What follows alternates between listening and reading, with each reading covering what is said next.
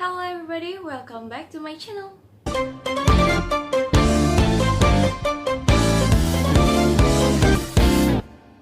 Well, another problema kita video again. Dan gue sengaja bikin video ini karena memang lagi ada banyak banget isu-isu yang dibicarakan di dunia K-pop ya. Dan ini tuh emang lagi rame banget, sampai sekarang pun kasusnya masih bercabang-cabang terus dan belum kelar-kelar juga. Terus keluar cabang baru lagi, udah kayak geprek bensu ya.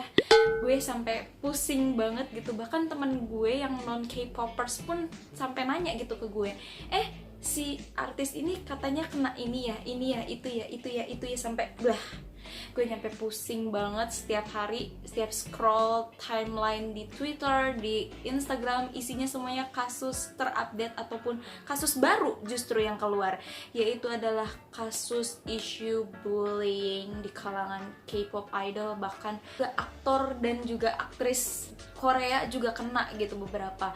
But well, kalian juga pasti tahu lah ya, karena ini udah banyak banget diomongin. Dan gue pengen mencoba sedikit membuka dan membelah, dan atau mungkin mengajak kalian untuk berdiskusi, mencari siapakah impostornya yang ada di kasus ini guys. Karena kasus ini tuh bener-bener complicated banget, banyak cabangnya, banyak banget poin-poin yang bener-bener diperbincangkan oleh para netizen ya guys.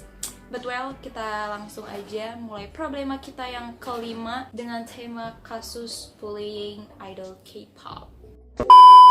But well, yang pertama gue pengen bahas adalah isu atau poin bullying yang kita bahas di sini ya guys. Bullying itu adalah perilaku yang tidak menyenangkan kepada seseorang secara verbal, fisik ataupun secara sosial di dunia maya ataupun di dunia nyata pastinya guys, yang biasanya terjadi atau dianggap perundungan kepada seseorang jika seseorang ini merasa sakit hati ataupun tidak nyaman gitu dengan perilaku tidak menyenangkan dari orang tersebut, atau kita sebut saja di sini pembuli itu ya guys.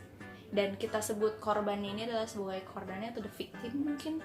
Well, kita langsung masuk ke poin kedua, yaitu adalah beberapa idol atau list atau daftar. Gila gak sih, sampai dibikinin daftar loh ini untuk beberapa idol K-pop yang disebutkan oleh OP ya. OP ini jadi kayak other person yang bisa dibilang oknum yang tidak diketahui atau tidak disebutkan namanya, katakanlah sebagai anonymous, yang mengatakan bahwa mereka menjadi korban bully atau bisa dibilang mereka sebagai korban dari pembulian yang dilakukan oleh idol-idol K-pop ini di masa lalu guys. Dan beberapa idol K-pop yang terseret namanya kepada kasus ini adalah Sujin Yoja Idol, terus ada Kihyun Monsta X, ada juga Hyunjin Stray Kids, Sunwoo The Boys, Asia Everglow, terus ada Chu Luna, terus Lia Itzy juga kena guys, Mingyu 17 yang baru-baru ini terseret, terus juga sampai ke aktor dan juga aktris Korea yaitu Jo Byung Gyu, Park Hye Soo, dan juga Kim Dong Hee. But well, di sini kita nggak bakal bahas masing-masing kasus mereka karena poin-poin kasus yang diceritakan oleh OP untuk mengungkit pembulian oleh idol K-pop ini tuh beda-beda dan juga pasti bakal makan waktu banget sih. Jadi ini gue sudah merangkum poin-poin yang diberikan OP dalam pernyataannya mengenai kasus pembulian idol-idol K-pop tadi itu guys. So, yang gue rangkum ada beberapa poin. Yang pertama adalah menitik beratkan masa lalu di SMP dan juga SD, guys. So, kalau ini gue punya opini pribadi gue sendiri. Entah kalau misalnya kalian punya opini kalian sendiri, kalian juga boleh komen di bawah. Kalau menurut gue, kenapa para OP ini kebanyakan mengungkap masa lalu di SMP dan juga SD, karena mungkin kebanyakan idol K-pop itu sekolah di SMA yang populer gitu, SMA seni yang populer gitu kan, yang mana kehidupan di SMA-nya itu kebanyakan emang sudah terekspos gitu, karena kan kebanyakan kalau idol K-pop yang sekolah di sekolah-sekolah seni itu pasti kehidupannya udah kesorot juga dari zaman pre-debut gitu guys.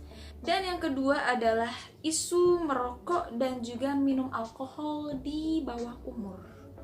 Well, ini cukup sensitif sebenarnya guys ya di Korea, karena ya pasti ada yang batasan usia. But well, ini bukan cuma di Korea aja, di Indonesia juga pasti ada lah yang kayak gini ya kan. Yang selanjutnya adalah pembulian secara verbal ya, atau lisan ya. As always, sebenarnya untuk kalau yang kayak gini lebih berbahaya sih ya guys, karena setajam-tajamnya pedang para samurai atau ninja tidak lebih tajam daripada lidah manusia ya guys, karena tajamnya bisa menusuk ke hati ya. Dan yang selanjutnya adalah isu mencuri barang ya, mulai dari barang-barang pribadi seperti pulpen, jepit rambut, dan yang lain-lain. Terus ada juga uang dipalak gitulah ya istilahnya. But well guys, memang dari beberapa artikel yang gue baca, itu kebanyakan alasan atau detail-detail pembulian yang dilakukan oleh idol-idol K-pop, bahkan aktor-aktris yang udah gue sebutkan di awal tadi itu, kepada mereka itu isinya adalah beberapa poin yang tadi udah gue sebutkan ya guys. Dan well, gue rasa itu pembulian yang memang kebanyakan dilakukan pada zaman-zaman SD, SMP, dimana yang memang anak-anak di umur segitu kebanyakan sedang lagi mencari jati diri mungkin ya. Trial, memang kebanyakan seperti itu sih guys. Kalau di Indonesia sendiri sih ya, untuk mencuri barang itu sebenarnya udah biasa sih ya, karena zaman-zaman gue SD SMP gitu, yang namanya pulpen itu pasti ada tuyulnya guys. Pulpen, penghapus, pensil itu pasti ada tuyulnya gitu ya. Jadi sudah biasa banget. Dan kalau misalnya di Indonesia mungkin ya, yang bakal bikin heboh itu adalah kalau misalnya dikatakan idol-idol ini ikut tawuran gitu. Misalnya Hyunjin Stray Kids, dia pernah ikutan tawuran di STM Bojonggede. Atau Sujin Ji Idol dulu pernah ngelabrak gue gitu di kantin karena gue duduk di sebelah pacarnya. I don't know. Pembulian di Indonesia sama di Korea itu jelas pasti beda banget ya. Lu nggak perlu komentar, baru dicuri barangnya aja udah baper gini-gini segala macam. Nggak perlu kayak gitu guys, karena beda budaya, beda perasaan juga, beda oknum yang tersakiti. Kita nggak pernah tahu gitu, mungkin mereka ngerasa hal itu benar-benar membuat mereka tertekan gitu, sehingga akhirnya katanya sampai-sampai mereka ketika melihat si idol itu ada di TV, mereka merasa tertekan, sedih, dan juga teringat terus sama masa lalunya. Well, we never know gitu kan. And next, gue bakal membahas tentang impact yang dialami oleh idol-idol K-pop setelah mendapatkan isu bullying tadi itu guys. So, ada beberapa impact yang sudah gue lihat dan sudah gue temukan. Dan beberapa impact itu adalah yang pertama, image dari idol tersebut menjadi buruk. As always, jelas banget ini pasti bakal kayak merubah banget ya image dari idol tersebut. Kayak yang awalnya dia kan image-nya kayak gini gitu, dia image-nya kayak gini, gak mungkin lah dia melakukan kayak gitu. But setelah isu bullying ini muncul, pasti ada aja tuh netizen-netizen yang awalnya memuji tapi kemudian malah jadi menghakimi. But well, kita nggak boleh menjadi seperti itu ya guys. Kita tidak boleh menjudge atau menghakimi seseorang berdasarkan masa lalu yang tidak pernah kita ketahui kebenarannya guys. Karena jika kita melakukan hal seperti itu, lalu apa bedanya kita dengan para pembuli gitu ya kan. Dan yang kedua adalah terhambatnya schedule atau kegiatan para idol K-pop ini guys. So, gue udah baca ada beberapa idol K-pop yang tetap terus melanjutkan aktivitas mereka setelah melakukan konfirmasi dan juga klarifikasi dari agensi tersebut. Ada banyak banget yang membantah ya, kebanyakan juga membantah sih, katanya sudah tidak benar kan guys. Tapi ada juga beberapa idol yang mendapatkan impact lain, yaitu menghentikan jadwal atau vakum sementara dari kegiatan-kegiatan mereka ya. Yang gue ketahui saat ini Mingyu 17 dan juga Hyunjin Stray Kids sudah menghentikan jadwal mereka dan vakum sementara setelah mendapatkan isu bullying ini guys. Stay strong for stay and karat. Dan yang ketiga, ini adalah yang paling bikin gue nyesek banget sih kalau menurut gue ya sebagai seorang fans, karena ada beberapa idol juga yang disebutkan dari grup favorit gue guys, yaitu adalah diminta keluar atau mundur dari grup. But well, itu nyesek banget loh guys, itu nyesek banget. Kita dapat idol, kita dapat isu bullying aja tuh kita sebagai fans itu kayak langsung nyesek banget gitu loh, ya enggak sih? Antara mau kecewa dan juga percaya pastinya kan. Kecewa karena kita takut gitu kalau hal itu tuh ternyata terbukti benar gitu, dan idol kita akan mendapatkan masalah, dan kita justru malah takut idol kita mendapatkan image yang makin buruk gitu di mata haters. Just like haters wins and we are lose, but life must go on.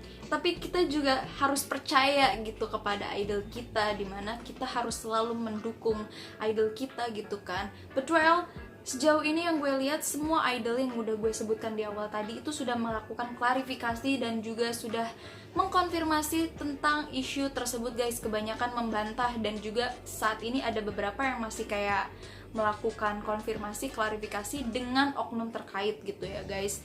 Dan menurut gue ini bagus banget sih, karena semakin digali lebih detail dan makin banyak juga hal-hal yang diberikan kepada fans gitu dari agensi. Jadi bakal mengurangi rasa khawatir fans gitu juga kan guys.